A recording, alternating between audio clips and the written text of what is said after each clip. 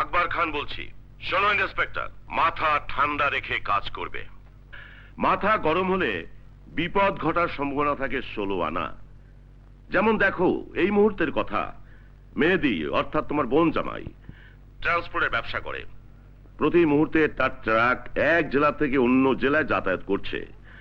কোন ট্রাকে কোন মাল আছে এ কথা মালিকের জানার কথা নয়, সে জানেও না। আমি নিজেই ওর ট্রাকে অবৈধ মাল তুলে দিয়ে নিজের লোক দিয়ে তোমার কাছে ফোন করিয়ে দিয়েছি। ব্যাস, তোমার মাথা গরম। ঠান্ডা মাথায় একটিবার ভাবলেও না কোনটা সত্যি আর কোনটা মিথ্যে।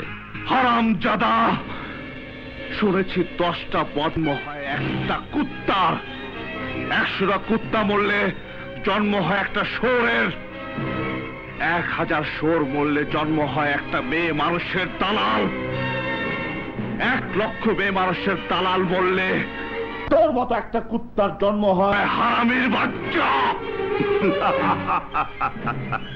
দাও, মন ভরে গালি দাও, যত ইচ্ছে গালি দাও।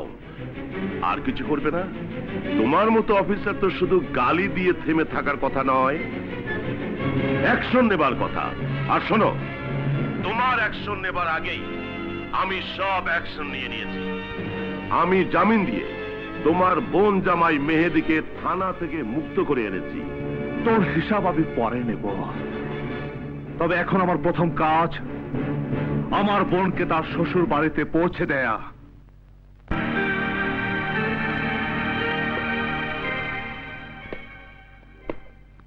দাঁড়াও,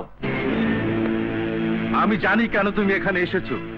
প্রথমে তুমি তোমার অপরাধের ক্ষমা চাইবে, যাতে তুমি তোমার বোনকে রেখে যেতে পারো, তাই না?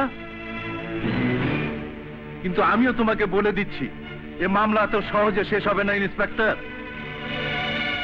এক পুলিশ ইন্সপেক্টর হিসেবে যা করার ছিল তাই করেছি, এক ভাই হিসেবে যা করার তাও করব। তোমাকে আমার ছেলের কাছে মাপ চাইতে হবে। চাইবো আমি, শুধু হাত জোর করে নয়, পায়ে ধরে মাপ চাইতে হবে। তাও চাইবো আমি।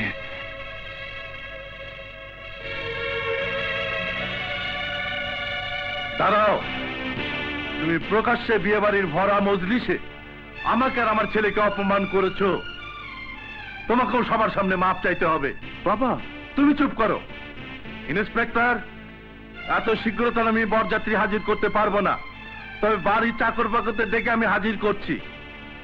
হাসেম, রহমত, ফাতেমার মা, তোমাকে এই চাকর বাকরদের সামনে আমার ছেলের পায়ে মাথা রেখে তোমাকে মাপ চাইতে হবে। বলো, রাজি আছো?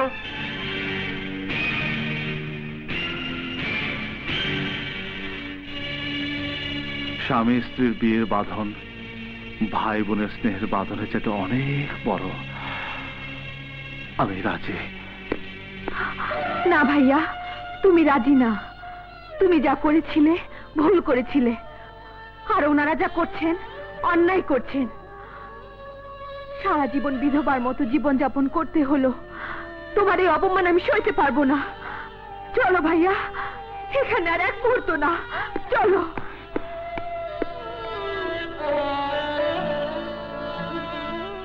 আমায় কি জন্য ডেকেছেন? আমি চাই ইন্সপেক্টর রাজাকে চাকরি থেকে বরখাস্ত করুন। প্রকাশ্য বিয়ের আসরে রাজা যেভাবে মেহেদিকে অপমান করেছে তার শাস্তি পাওয়া দরকার। আমি রাজাকে ভালো করেই চিনি। সেদিন রাজা যা করেছে অন্যায়কে প্রতিহত করার জন্যই করেছে।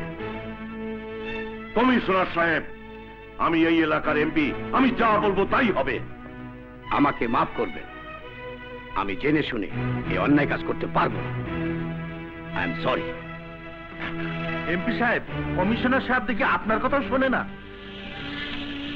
বেঈমানির এই দুনিয়াতে এখনো সততার এত দাম? শয়তানের বাচ্চারা তাহলে করেটা কি?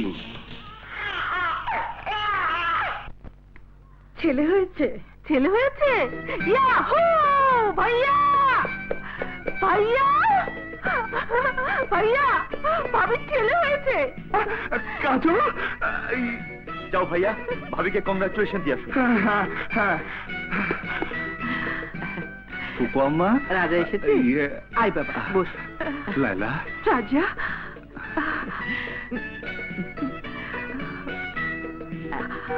ও লালা দে আমার কাছে দে, আমি ঘুম পাড়িয়ে দিই। ওই শোন না, দে শোন, মানুষটা দে। রাজা, বাবুর চোখ ঠিক তোমার মতো হয়েছে তাই না? আচ্ছা রাজা, আমি কি আমাদের বাবুকে কোনোদিন দেখতে পাবো না? বলো না রাজা, আমি কি আমার বাবুকে কোনোদিন দেখতে পাবো না? লায়লা বলো না, বলো না রাজা, আমি কি আমাদের বাবুকে কোনোদিন দেখতে পাবো না? অবশ্যই দেখতে পাবেন মিসেস লায়লা। কিছুদিনের মধ্যেই বিদেশ থেকে আই স্পেশালিস্ট ডক্টর ডেভিড আসছেন। উনি আসা মাত্রই আপনার স্ত্রী অপারেশন করব। ও ডক্টর রিয়েলি? হ্যাঁ মিস্টার রাজা, আমি ঠিকই বলছি, আপনি কোনো চিন্তা করবেন না। Thank you very much doctor, thank you. শুনেছো তুমি লায়লা, ডাক্তার কি বলে গেলেন? আবার তুমি দেখতে পাবে। আবার আবার আমি দেখতে পাবো? হ্যাঁ, আবার তুমি দেখতে পাবে লায়লা। যাই, সবাইকে খবরটা দিয়ে আসি। আসি। এই রনি, শুনেছিস? তোর ভাবির চোখ ভালো হয়ে যাবে, আবার সে দেখতে পাবে। যা, তোর ভাবিকে মুবারকবাদ জানিয়ে আয়। যা যা।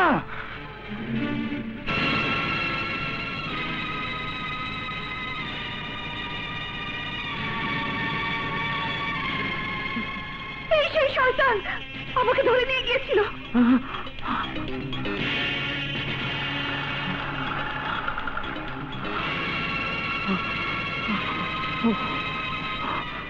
বস, শুনতে পাচ্ছেন? ও বস, এখন কি হবে? একটা উপায় বের করেন, তা না হলে ভাইয়া সব জানলে আমায় জানে মেরে ফেলবে। উপায় একটাই, লায়লার খাবারের সাথে বিষ মিশিয়ে দাও, ব্যাস কিচ্ছা খতম। হ্যাঁ হ্যাঁ, ভাবি প্রতিদিন সকাল বিকাল দুধ খায়, ওর দুধের সঙ্গে বিষ মিশিয়ে দিলেই ব্যাস। কিন্তু আরে আবার কিন্তু কি হলো? আমার ছোট বোন কাজল হ্যাঁ, সারাদিন ভাবির সাথে ছায়ার মধ্যে লেগে থাকে। ওর চোখ ফাঁকি দিয়ে দুধে বিষ মিশাবো কি করে? ডোন্ট ওয়ারি, ওই ছায়াও আমি সরিয়ে দেব। ক্যাবলা, হাতে পায় খালি লাম্বা। রহমান সাহেব, আমি যদি আপনার কোনো উপকারে এসে থাকি, তাহলে তার বিনিময়ে আমি কি আপনার কাছে একটা অনুরোধ রাখতে পারি? এমপি সাহেব, জীবনের চরম বিপদে আপনি আমাকে সাহায্য করেছেন, অনুরোধ নয়, আপনি আমাকে হুকুম করুন। জানেন তো, আমাকে সবার চিন্তাই করতে হয়। সেদিনের ঘটনার জন্য রাজা অনুতপ্ত হয়ে আমার কাছে ক্ষমা চেয়েছে, তাছাড়া তার জন্য শাস্তি পাচ্ছে কাজল। এটা ঠিক নয়, মেয়েটি তো আর কোনো দোষ করেনি। আপনি কাজলকে ঘরে তুলে নিন। ঠিক আছে এমপি সাহেব, আপনার কথাটা আমি ফেলতে পারি না। আসি, আসসালামু আলাইকুম। ওয়ালাইকুম আসসালাম।